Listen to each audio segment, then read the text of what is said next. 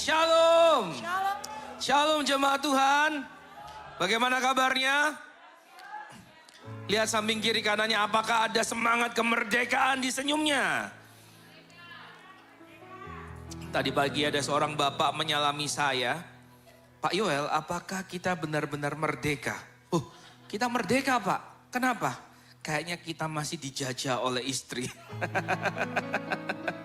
Wah itu urusan rumah tangga masing-masing. Shalom. Bapak Ibu, besok kita akan merayakan, mensyukuri kemerdekaan Indonesia yang keberapa tahun? 81 tahun. Tampilkan slide saya. Dan hari ini kita mau sama-sama belajar peran keluarga Kristen menuju Indonesia emas. Sama-sama baca ini Bapak Ibu. 2, 3. Peran keluarga Kristen menuju Indonesia emas. 81 tahun kemerdekaan. Saya ingin kita sama-sama simak sebentar. Pembukaan Undang-Undang 45 ya, dikatakan seperti ini. Bahwa sesungguhnya kemerdekaan itu ialah hak segala bangsa. Dan oleh sebab itu maka penjajahan di atas dunia harus dihapuskan. Kita bersyukur hadirnya Kristus itu memerdekakan kita. Bukan dari penjajahan kolonial. Tetapi dari sebuah hal yang tidak bisa orang bebaskan. Siapapun tidak bisa merdeka dari hal ini kecuali Kristus. Yaitu membawa kita bebas dari budak dosa menuju orang merdeka di dalam Tuhan. Katakan samping kiri kananmu, kamu merdeka di dalam Tuhan. Apakah dengan begitu kita yakin bahwa perbudakan suami oleh istri harus dihapuskan juga? Karena tidak sesuai dengan peri kemanusiaan dan peri keadilan. Dan perjuangan pergerakan kemerdekaan Indonesia telah sampailah kepada saat yang berbahagia. Dengan selamat sentosa mengantarkan rakyat Indonesia ke depan pintu gerbang kemerdekaan negara Indonesia yang merdeka, bersatu, berdaulat, adil dan makmur. Kiranya ini terus menjadi doa kita. Ketika kita mensyukuri kemerdekaan, kita mengingat bahwa kemerdekaan itu punya sebuah spirit yaitu kesatuan. Katakan kesatuan Bapak Ibu. Kalau kita menengok sejarah 81 tahun yang lalu, bagaimana Indonesia bisa memproklamirkan kemerdekaannya diwarnai dengan kesatuan. Keluarga Kristen kita harus bersatu. Keluarga Tuhan GPI LUSI kita harus bersatu. Katakan bersatu. Karena itu ada peribahasa yang berkata bersatu kita teguh, bercerai kita. Nanti dalam pokok-pokok doa kita akan bangsa, kita doakan Bapak Ibu. Agar Indonesia terus diberikan Tuhan kesatuan. Dieratkan kasih, diberikan damai sejahtera dan sukacita. Sukacita menjadi faktor penting memperkuat kesatuan. Bayangkan ketika kita ada dengan pasangan kita, satu hari aja Bapak Ibu, sukacita kita hilang. Males atau males? Males. Enggak nyaman aja. Apalagi kalau ditambah pasangan kita buat gara-gara. Ketika sukacita hilang, semangat bersatu itu berkurang. Karena itu salah satu kerja Roh Kudus memberikan sukacita di tengah kumpulan orang percaya. Coba lihat samping kiri kanannya lagi, ada nggak senyum sukacita? Kita minta Roh Kudus terus memberikan sukacita. Dalam pokok-pokok doa kita nanti Bapak Ibu, ayo doakan. Agar Indonesia juga diberikan sukacita. Alinea ketiga, atas berkat rahmat Allah yang Maha Kuasa dan dengan didorongkan oleh keinginan luhur supaya berkehidupan kebangsaan yang bebas, maka rakyat Indonesia menyatakan dengan ini kemerdekaannya. Kita harus memahami bahwa kemerdekaan adalah anugerah. Katakan kemerdekaan adalah anugerah. Berikutnya, slide saya berikutnya. Alinea keempat, next. Kemudian daripada itu untuk membentuk suatu pemerintah negara Indonesia yang melindungi segenap bangsa Indonesia dan seluruh tumpah darah Indonesia. Dan untuk memajukan kesejahteraan umum, mencerdaskan kehidupan bangsa dan ikut melaksanakan ketertiban dunia yang berdasarkan kemerdekaan, perdamaian abadi, dan keadilan sosial, maka disusunlah kemerdekaan kebangsaan Indonesia itu dalam suatu undang-undang dasar negara Indonesia yang terbentuk dalam suatu susunan negara Republik Indonesia yang berkedaulatan rakyat dengan berdasar kepada ketuhanan yang Maha Esa, kemanusiaan yang adil dan beradab, persatuan Indonesia, dan kerakyatan yang dipimpin oleh hikmat kebijaksanaan dalam permusyawaratan perwakilan, serta dengan mewujudkan suatu keadilan sosial bagi seluruh rakyat Indonesia. 5 bagian terakhir itu adalah Pancasila. Pancasila kita tidak bisa lepaskan Bapak Ibu. Ya, dan lihat tujuannya adalah untuk menciptakan kesejahteraan, mencerdaskan, melaksanakan ketertiban dunia. Artinya Bapak Ibu, kemerdekaan harus mempunyai tujuan yang luhur. Apa artinya kita merdeka tetapi kita tidak punya tujuan yang baik? Kemerdekaan yang sebebas-bebasnya justru akan menciptakan kekacauan. Karena kita bersyukur bahwa di dalam Tuhan, yes, kita dimerdekakan, tetapi hidup kita bukan untuk kita lagi, bukan untuk kita saja, tetapi Kristus yang hidup di dalam kita. Katakan samping kiri kananmu, kemerdekaanmu itu ada tujuan mulianya. Karena itu ini yang ingin saya bahas Bapak Ibu. Peran keluarga Kristen menuju Indonesia emas. Kemerdekaan kita sudah berapa tahun? 81 tahun. Artinya ketika dimulai 1945, maka 2045 adalah 100 tahun Indonesia merdeka. Dan pemerintah menetapkan rencana jangka panjang 20 tahun.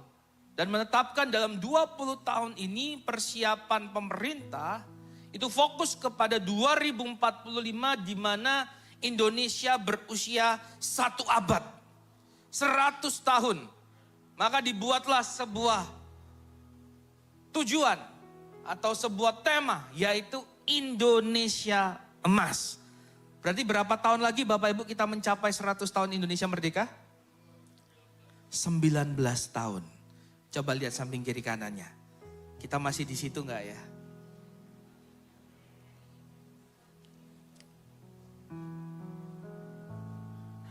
Dan ini tujuan fokus 4 pilar atau 4 tujuan utama, yaitu manusia yang terus dibangun, pembangunan ekonomi berkelanjutan, pemerataan pembangunan, ketahanan nasional, dan kelola pemerintahan. Artinya terus, Indonesia terus membangun agar di Indonesia emas harapannya, Indonesia diharapkan menjadi negara maju, berpendapatan tinggi yang berdaulat, adil, sejahtera, dan bebas dari kemiskinan ekstrim. Tepat pada usia 1 abad kemerdekaannya. Wow. Dan mari Bapak Ibu sebagai orang Kristen, sebagai keluarga Kristen, kita tidak sekedar pasif melihat tujuan harapan yang baik ini. Siapa yang mau melihat Indonesia diberkati Tuhan? Pertanyaannya, apakah kita turut mendukung Indonesia emas? Atau kita lalai dan justru menjadikan Indonesia lemas? Tanya ibu-ibu, ibu-ibu suka emas atau lemas? Emas. Karena itu mari kita sama-sama berdoa. GPI Lusai Shalom. Mari kita sama-sama berdoa dan mengusahakan. Kita lihat dalam Yeremia pasal yang ke-29 ayat 7 ada sebuah perintah, katakan perintah. Dan perintah ini diberikan kepada orang-orang Israel di masa sukar. Mereka dijajah, mereka ditawan, dan mereka menjadi tawanan di negeri orang. Diangkut, diboyong. Tetapi Tuhan tidak mau mereka lupa siapa diri mereka. Tuhan tidak mau dalam masa sukar itu mereka pasif. Tuhan tidak mau dalam masa sukar itu mereka justru hancur kehidupannya. Karena itu Tuhan berikan perintah, sekali lagi katakan perintah. Dan ada 2 ayat yang terkenal di Yeremia pasal 29. Kalau Bapak Ibu ingat di pasal 11 dikatakan, aku ini mengetahui rancangan apa yang ada padaku mengenai kamu, yaitu rancangan apa? Damai sejahtera, ya. Bukan rancangan kecelakaan yang memberikanmu masa depan yang penuh harapan. Tahukah itu didengar oleh orang-orang yang sedang melihat sekelilingnya adalah mereka menjadi tawanan. Seenak-enaknya tawanan di negeri orang, mereka tidak bebas seperti rakyat kerajaan tersebut. Ada batasan, gak enak.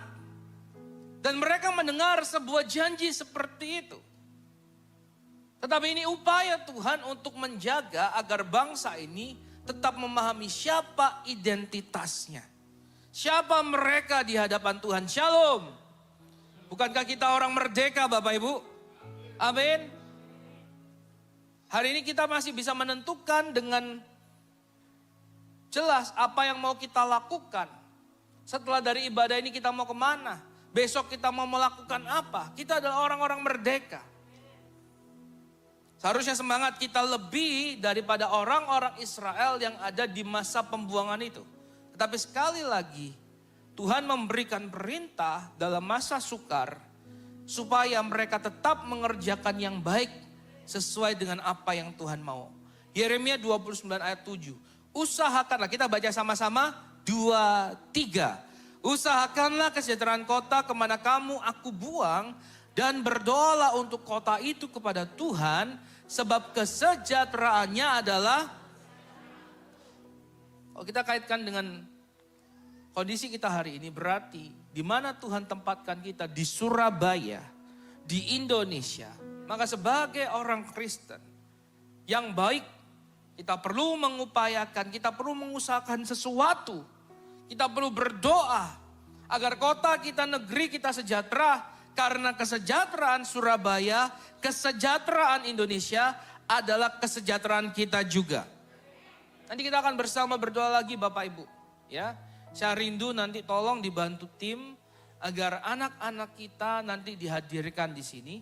Dan semua kita akan berdoa. Nah, ada 2 hal yang Tuhan perintahkan untuk terus orang-orang percaya lakukan. Apa itu? Usahakanlah dan berdoa. Jadi gereja Tuhan gak cukup hanya berdoa. Gereja Tuhan juga mendorong umat Tuhan untuk melakukan sesuatu. Untuk melakukan usaha yang baik. Katakan samping kiri kanan, kita gak boleh pasif. Jadi kita berlutut berdoa di hadirat Tuhan. Tapi kita berdiri bekerja untuk mengusahakan kesejahteraan kota. Kita nggak boleh pasif. Sekali lagi katakan samping kiri kanan, nggak boleh pasif. Tuhan tidak mau umatnya pasif. Ya, Tuhan mau umatnya produktif. Katakan produktif. Tuhan mau umatnya tetap berpikiran sehat. Menjadi orang tertawan bisa merubah identitas orang. Ingat Daniel, Sadrak, Mesak, Abednego, untuk merubah identitas mereka. Nama mereka diganti. Upaya-upaya dunia untuk membuat Anda lupa siapa jati diri Anda sesungguhnya di dalam Tuhan akan terus dilakukan. Supaya apa? Pikiran kita akhirnya berkata, oh ya, memang kok kondisi in this economy. Mau apa lagi? Mau berjuang seperti apa lagi? Oh ya, memang kondisi keluargaku seperti ini, ngapain lagi aku jadi istri yang berdoa? Ngapain aku jadi suami yang terus berupaya? Papa mamaku gitu, ngapain aku jadi anak yang baik? Dunia mau membuat pikiran kita akhirnya nggak selaras dengan kebenaran firman Tuhan. Yang akhirnya membuat apa? Pengharapan kita lenyap. Jadi Tuhan nggak mau, ya. Tuhan mau pikiran kita tetap sehat, Tuhan mau kita tetap berpengharapan teguh. Saya melihat ada narasi yang mencoba berkata, sudahlah menyerah saja atas Indonesia. Nggak mungkin Indonesia jadi baik. Bayangkan kalau narasi ini terus dicekoki Bapak Ibu. dan generasi muda percaya bahwa udah gak ada harapan lagi di Indonesia. Orang-orang baik, orang-orang pintar, orang-orang memiliki kemampuan tidak lagi berpengharapan mau membangun negeri kita tercinta Indonesia. Apa yang terjadi? Kita akan melihat kehancuran generasi Bapak Ibu. Karena itu tidak ada pilihan. Kita harus terus berharap karena masih ada Tuhan. Amin. Kita harus terus mau untuk mengupayakan hal-hal yang baik. Siapapun kita, apapun fungsi kita, dimanapun posisi kita di tengah masyarakat, jadilah orang-orang yang menghasilkan hal-hal yang baik. Sampai waktu pembebasan digenapi, mereka harus tetap berjuang, membangun dan menghasilkan yang baik. Tuhan tidak mau umatnya pasif dalam 70 tahun menjadi tawanan. Ini yang menarik konteks ayat ini Bapak Ibu. Masa mereka dibuang menjadi tawanan di Babel, di negeri asing, itu enggak selamanya. Katakan tidak selamanya. Kalaupun panjang, bukan berarti itu permanen. Kalaupun lama, bukan berarti itu permanen. Dalam rentang waktu Tuhan ada batasan. Tuhan tahu bagaimana mendidik umat-umatnya. Dikatakan tidak selamanya dibiarkan orang benar. Katakan samping kiri kananmu, Tuhan tidak biarkan. Tetapi sekali lagi ada rentang waktu yang harus terus diperjuangkan. Di mana dalam rentang waktu sukar ini, mereka harus terus membangun dan menghasilkan yang baik. Sampai Indonesia emas digenapi Bapak Ibu, kita harus tetap membangun dan menghasilkan yang baik. Indonesia emas tidak akan pernah menjadi emas kalau tidak ada semangat untuk terus membangun dan menghasilkan yang baik. Dan itu dimulai dari unit kecil sebuah negara, yaitu keluarga. Karena itu menjadi peran penting bagi keluarga Kristen untuk terus punya semangat membangun dan menghasilkan yang baik. Teruntuk calon papa mama, ya, keluarga muda, saya masuk kategori keluarga muda. Kita punya peran yang penting. Kita perlu benar-benar memperhatikan keluarga kita. Karena lihat, apa yang Tuhan mau umatnya lakukan dalam masa penantian kemerdekaan itu, mereka harus tetap membangun dan menghasilkan yang baik. Dan Tuhan kasih langkah praktis ya. Tapi kita mau baca sama-sama ini dulu. 2, 3. Cara kita menghadapi masa sukar menentukan apakah kita sungguh percaya janji Tuhan dan melihat penggenapannya. Sekali lagi kita baca 2, 3. Cara kita menghadapi masa sukar menentukan apakah kita sungguh percaya janji Tuhan dan melihat penggenapannya. Ini sebabnya Tuhan kasih perintah. Terkadang Bapak Ibu ketika kita menghadapi sebuah masalah, kita tertunduk, kita menangis, kita patah. Siapa yang pernah ngalamin itu? Patah semangat. Nah kita bilang patah semangat itu mengeringkan tulang, osteoporosis.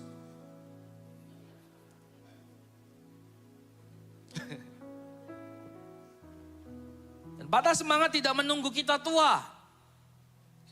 Patah semangat bisa terjadi kapanpun. Saya pernah patah semangat ketika S1 saya tidak kelar-kelar. Dan siapa yang pernah mengalami ini kita tahu bahwa betapa pentingnya kita dicelikkan, kita dikagetkan, kita disentak. Gak bisa dibiarin orang yang patah semangat. Dia harus disentak, katakan disentak. Harus disentak. Dikagetin. Gak bisa dibiarin. Orang yang dalam kondisi patah semangat harus disupport. Itu pentingnya support system Bapak Ibu. Itu pentingnya ekosistem. Kita berdoa keluarga Tuhan di tempat ini, GPI Elusai. Jadi sebuah tempat di mana orang yang patah semangat, mereka dibangkitkan imannya. Mereka dicelikkan, mereka dikagetkan, mereka disentak. Boy! Gitu kira-kira. Gimana Bapak Ibu? Boy! Masih ada Tuhan. Saya pernah Bapak Ibu dalam kondisi itu soalnya. Dia ngerti, bener-bener wah relate banget gitu. Orang yang patah semangat itu, wah.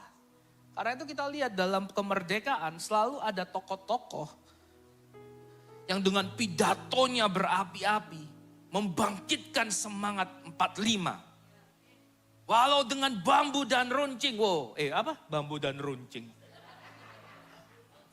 Bambu runcing gitu ya.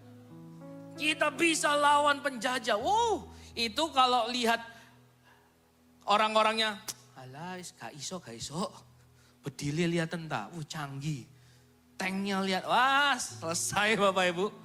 Tapi harus ada orang-orang yang membangkitkan semangat. Memberikan sentakan-sentakan yang mengagetkan. Sehingga kita bangkit, kita bangun. Halo, shalom. Jangan menyerah atas Indonesia, amin Bapak Ibu. Terus cintai negeri kita. Ada janji Tuhan, amin. Karena sekali lagi cara kita menghadapi masa sukar, itu menentukan apakah kita sungguh percaya janji Tuhan dan melihat penggenapan. Karena itu lihat Bapak Ibu, ayo perhatikan hari-hari ini postur tubuh kita. Ya, postur tubuh menentukan. Di masa sukar, ya, postur tubuh menentukan. Apakah kita menjadi orang yang patah semangat, lunglai gitu ya. Ya nasib, ya nasib. Jangan. Perhatikan perkataan kita. Apakah perkataan-perkataan kita cenderung keluhan? Ya, perkataan-perkataan yang mengutuki keadaan. Jangan. Perkatakan perkataan yang baik. Perkataan-perkataan yang terus membawa harapan. Perhatikan apa yang kita lakukan. Dengan siapa kita menghabiskan waktu-waktu kita hari-hari ini. Itu menentukan. Dalam riset saya Bapak Ibu tentang keluarga. Saya akhirnya ketemu sumber buku tentang penelitian 2 keluarga besar. Ya. Yang satu namanya James Edwards. Kalau saya tidak salah ya. Yang satu diberikan nama inisial. Max. Dan semua keturunan Max disebut Max Jukes. Max Jukes menghasilkan 1.200 orang dalam silsilahnya. Siapa Max Jukes? Dia orang yang tidak bertanggung jawab. Dia bukan orang yang bodoh. Tapi dia tidak punya tujuan hidup yang jelas. Dia orang yang charming, tetapi vulgar. Dia tidak mau memberikan kehidupan yang baik untuk keluarganya. Dia tidak mau meneruskan pendidikan dengan baik. Dan apa yang terjadi 1.200 orang dalam garis keturunannya, hampir semua terlibat dalam kriminalitas dan dikuasai kehidupan miskin Bapak Ibu. Satu lagi John Edwards. 1.400 orang dalam garis keturunannya. Dia juga gak terlalu hebat-hebat amat. Tapi dia orang yang berkarakter. Dia cinta Tuhan. Dan dia mengasihi sesama.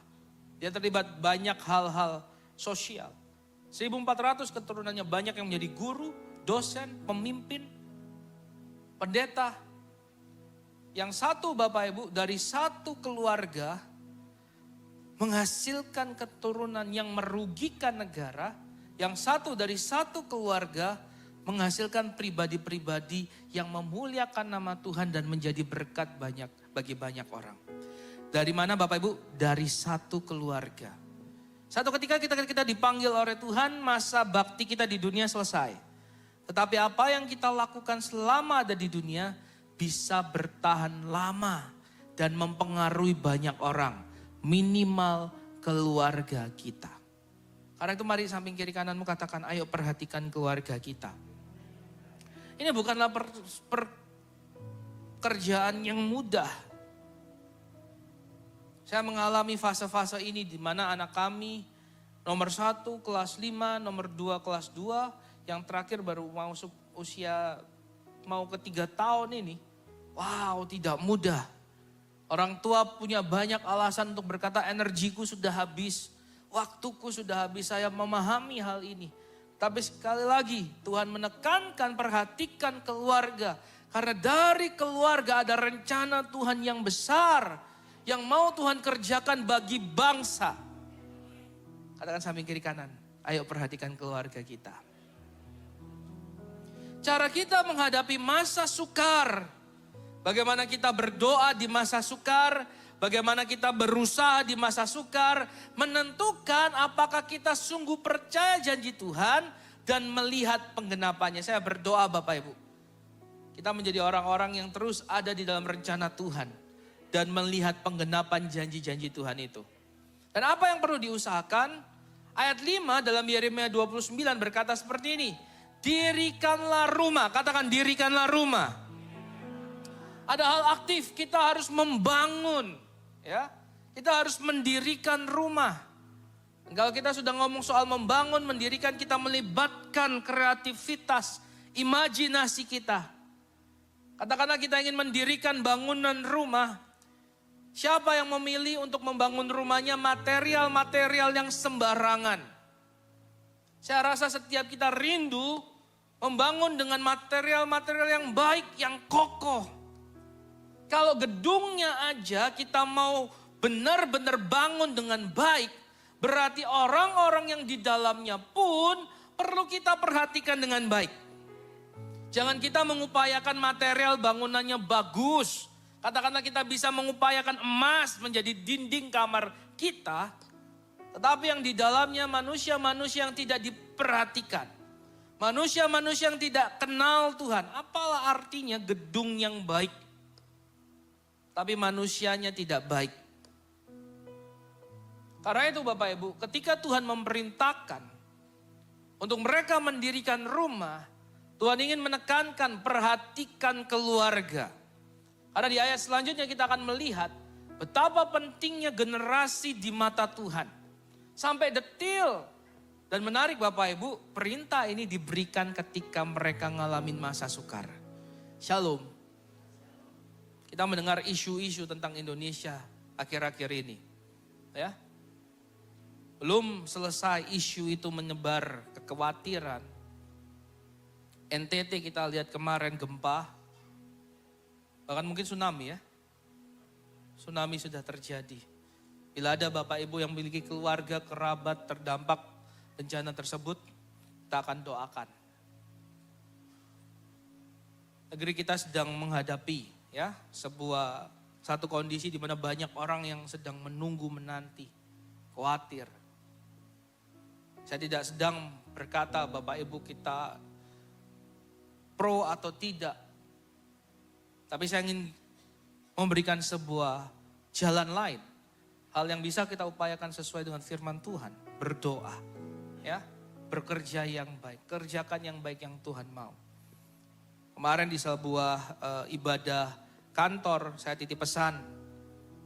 Saya berdoa, saya berharap tidak ada dari staf Bapak Ibu yang kalau nanti satu ketika terjadi demo, tersorot kamera sedang ikut-ikutan aksi anarki. Jangan ya, Jemaat Elusai, ya, kita punya cara lain untuk memberikan pendapat yang baik. Jangan terlibat aksi-aksi anarki. Tuhan ingin kita mengupayakan yang baik ya. Katakan samping kiri kanan, Tuhan mau kita mengupayakan yang baik.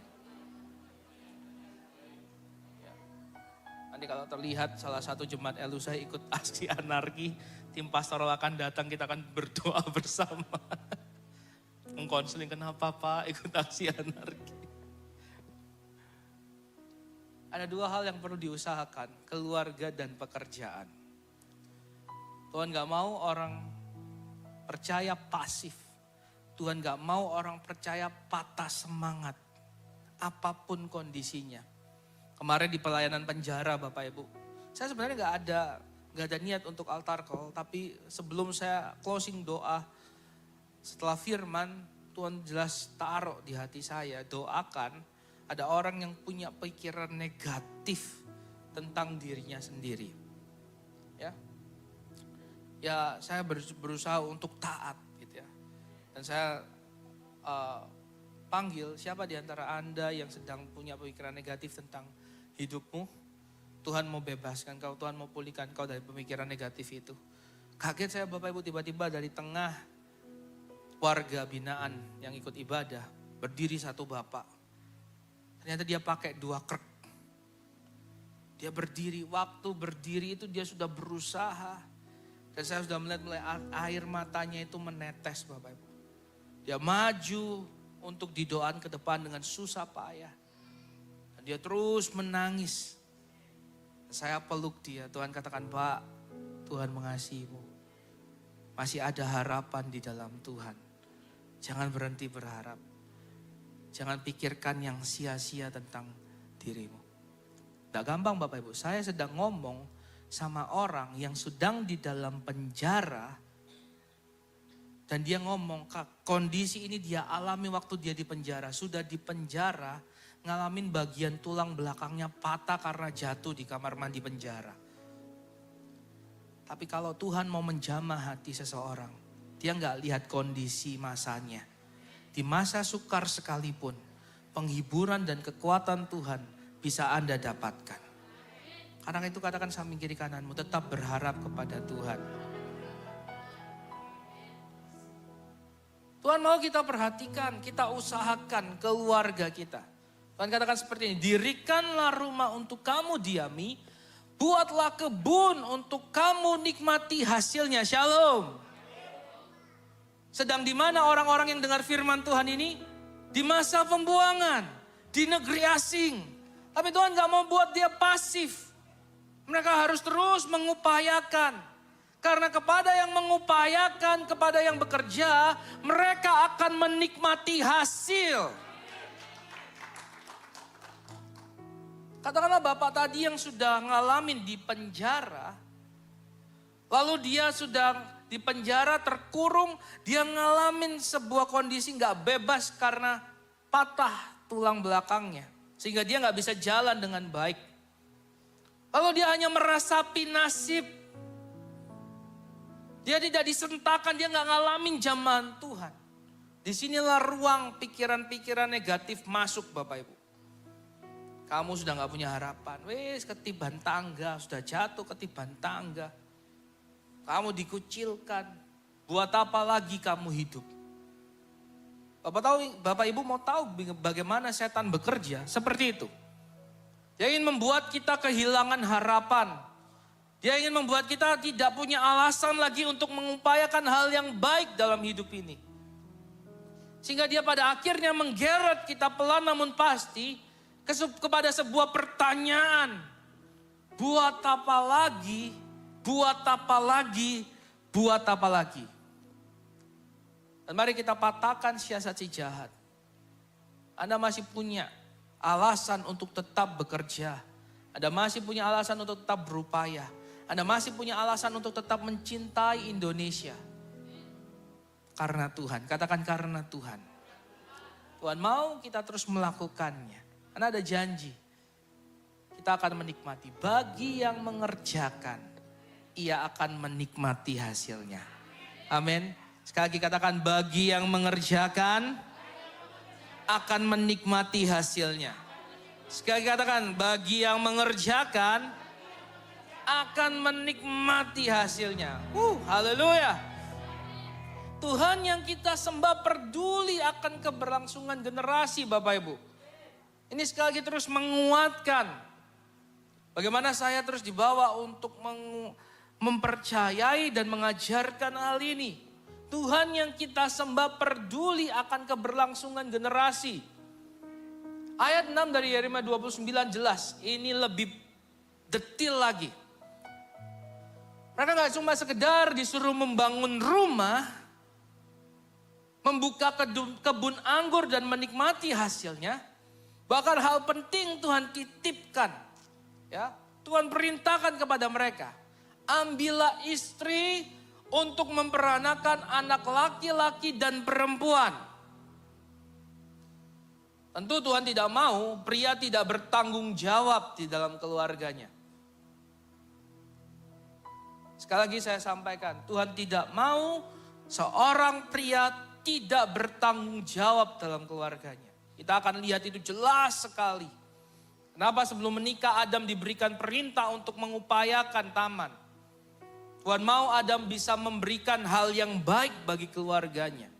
Ambillah istri untuk memperanakan anak laki-laki dan perempuan. Tidak ada alasan dalam masa apapun pria melepaskan tanggung jawabnya. Dan bagi yang mengerjakan, Tuhan akan memberkati. Ketika seorang pria mau menghidupi firman Tuhan, maka apa yang dikerjakan tangannya dibuat Tuhan berhasil. Shalom para pria. Shalom ayah, bapak, papa. Asal kita terus hidup dalam kehendak Tuhan, kita akan dimampukan terus mengupayakan yang baik dan yang menyediakan yang baik bagi keluarga kita. Sehingga kita terus bisa berfungsi mengerjakan tanggung jawab kita. Ambilkanlah istri bagi anakmu. Ini sudah masuk ke layer berikutnya. Ambilkanlah istri bagi anakmu laki-laki dan carikanlah suami bagi anakmu perempuan supaya mereka melahirkan anak laki-laki dan perempuan. Dan sekali lagi Tuhan gak asal-asalan. Ini bukan sekedar agar mereka bertambah banyak jumlahnya.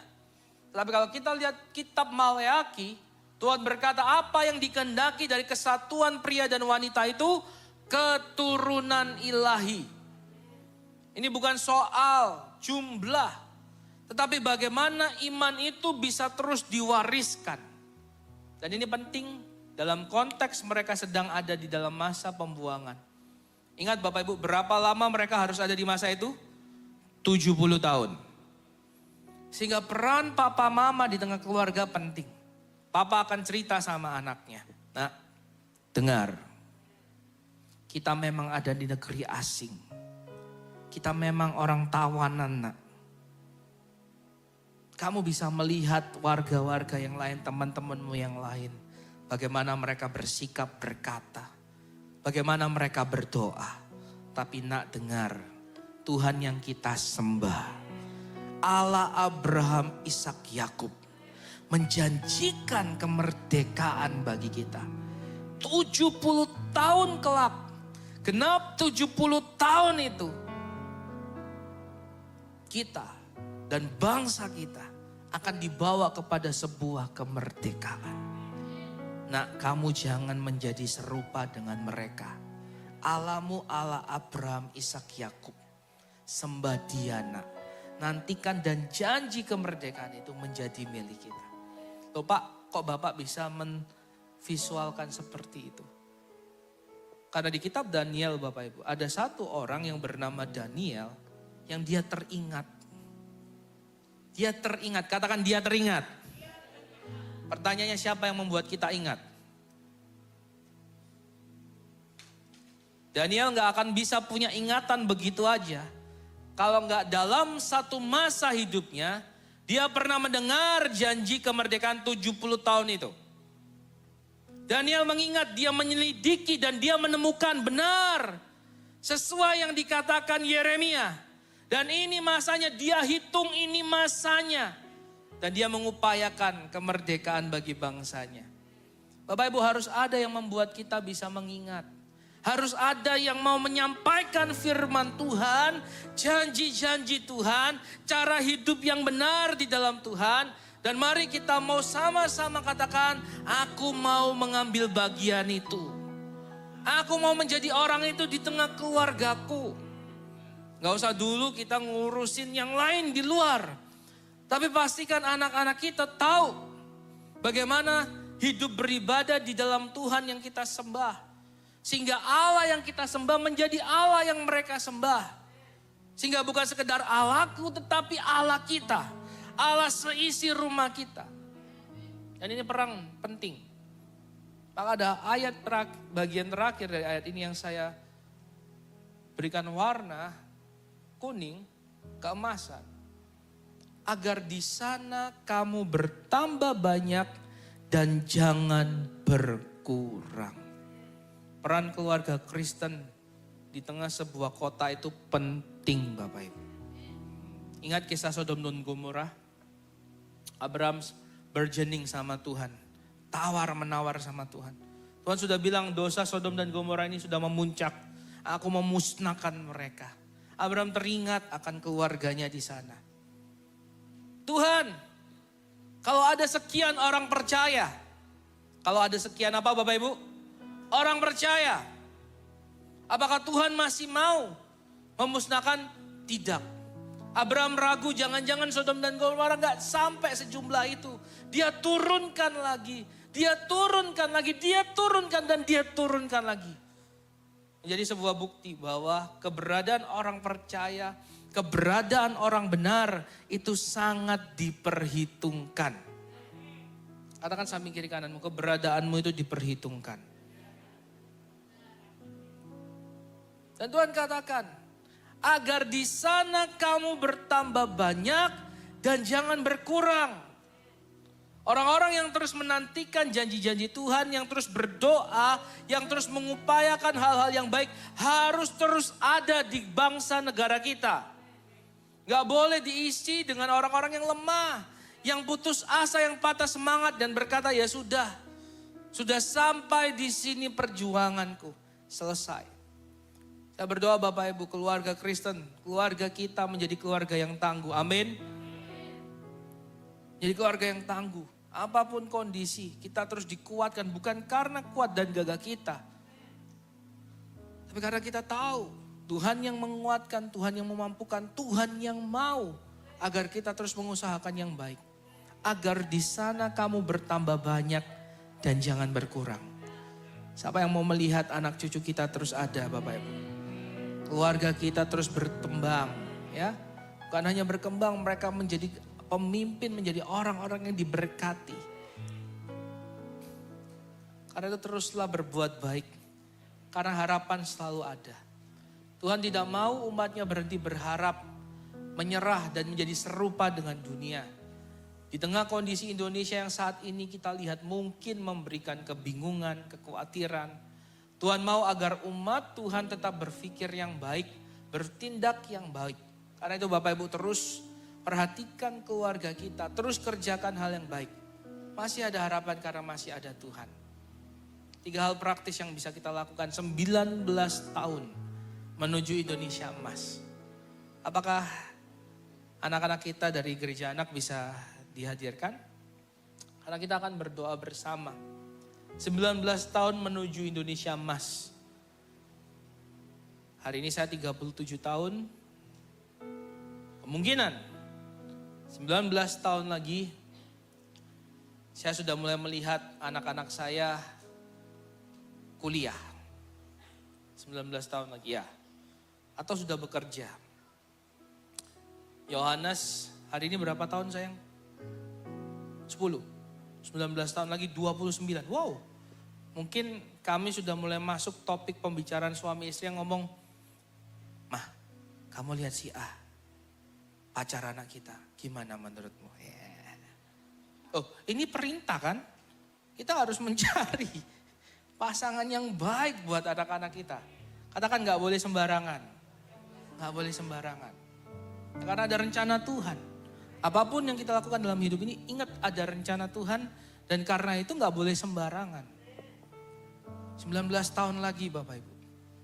Katakanlah anak kita masih 5 tahun. Mereka akan berusia 24 tahun. Jadi pertanyaannya, pribadi seperti apa yang sedang kita bina, kita besarkan, kita siapkan untuk 19 tahun mendatang. Bapak Ibu, saya tahu perjuangan kita hari-hari ini berat. Tapi jangan berhenti menyerah. Kalaupun katakan sisa tenaga dan kemampuan kita hanyalah berdoa bagi anak cucu kita hari ini. Hanyalah memperkatakan, ya, hanyalah mengingatkan, menegur, menyentak. Woi! Lakukan itu. Jangan pasif, lakukan itu. Karena itulah bukti praktis, langkah praktis. Kita menyiapkan 19 tahun ke depan pribadi-pribadi ini. Indonesia ada dalam masa bonus grafi. Katanya tahun 2030 itu puncak-puncaknya. Masih ada beberapa tahun lagi. 3 tahun lagi dari sekarang, 4 tahun lagi dari sekarang. Tapi apalah arti walaupun di usia produktif, tapi nggak menghasilkan hal yang baik. Pintar tapi menipu. Apalah Bapak Ibu? Dan di mana pintu utama, nilai luhur, semangat membangun bangsa itu diberikan? Keluarga. Keluarga jadi pintu utama. Sudah terlambat nunggu mereka TK, bahkan TK atau playgroup. Sudah terlalu terlambat. Sains mengatakan sejak dari kandungan, sejak dari mana Bapak Ibu? Kandungan, pembentukan sudah terjadi. 6 tahun, 9 tahun utama golden age. Kita nggak boleh kecolongan. Mengapa kekristenan mendukung pernikahan itu harus kudus? Pernikahan itu harus diperhatikan dengan baik. Karena ada rencana Tuhan di situ. Bahkan sejak dari kandungan, apa yang dialami orang tua itu mempengaruhi pembentukan, pertumbuhan, perkembangan anak. Bukan hanya karakter, fisik. Sains sudah membuktikan itu. 19 tahun menuju Indonesia emas, kita berperan penting hari ini. Dan saya ingin sampaikan gak ada kata terlambat. Tapi benar-benar jalani dalam benar-benar kesungguhan. Tuhan ampuni, kalaupun kita didapati salah. Belum maksimal, gak apa-apa. Tapi kita masih punya tahun, 19 tahun ini. Kita akan mempersiapkan anak-anak kita, pribadi kita sendiri. Ya. Karena katakanlah 19 tahun lagi Anda sudah menjadi opa oma. Berarti hari ini Anda harus biasakan berdoa.